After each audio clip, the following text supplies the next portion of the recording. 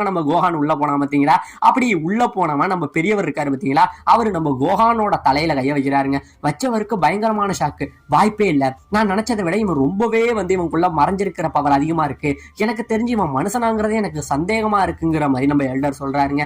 இப்ப இந்த பக்கம் நம்ம வெஜிட்டா கிர்லின்ட்ட பேசிக்கிட்டு இருந்தான் பாத்தீங்களா, அப்படி பேசிக்கிட்டு இருந்தவனுக்கு தூரத்துல மலையில ஏதோ ஒரு மிகப்பெரிய பவர் லெவல் அவனுக்கு ஃபீல் ஆகுதுங்க. உடனே என்ன சொல்றான், ஓ அந்த மலையில ஏதோ ஒரு பவர் லெவல் இருக்கு, எனக்கு தெரிஞ்சு அது கேக்கரோட்டா தான் இருக்கணும்னு நினைக்கிறேன், நான் இப்பயே அந்த இடத்துக்கு போறேன்னு சொல்லி அந்த மலையை நோக்கி இவன் போக, உடனே நம்ம கிர்லினிடே அங்கெல்லாம் போகாதுன்னு சொல்லி இப்ப அவனுமே இவனை ஃபாலோ பண்ணிக்கிட்டு போறாங்க. இப்படியே போயிட்டு இருக்கு. இப்ப நம்ம வெஜிட்டா இவங்களை நோக்கி வந்துகிட்டு இருக்கிறத உள்ள நம்ம குருவா இருக்கட்டும், டென்டே அப்புறம் நெயில் இவங்க எல்லாருமே அதை தெரிஞ்சுக்கிறாங்க.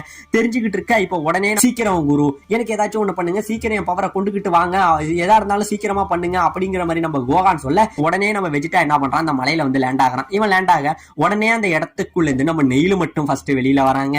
நெயில் வெளியில இவங்களை கொஞ்ச நேரம் அமைதிப்படுத்தி வச்சிருக்க. இந்த டைம்ல நம்ம கோகானுக்கு என்ன நடக்குது, உள்ள நம்ம குரு அவனோட உள்ள இருந்த எல்லா சக்தியுமே இங்க இருந்து வெளியில கொண்டுட்டு வராருங்க. கிட்டத்தட்ட அவன் உடம்புல உள்ள எல்லா மறைஞ்சிருக்கிற சக்தி இந்த இடத்துல வெளியில வருதுங்க. அப்படியே நம்ம கோகான் உடம்பு முழுக்க ஒரு மிகப்பெரிய பவர் சோர்ஸ் இந்த இடத்துல வெளியில வந்துகிட்டு இருக்குங்க.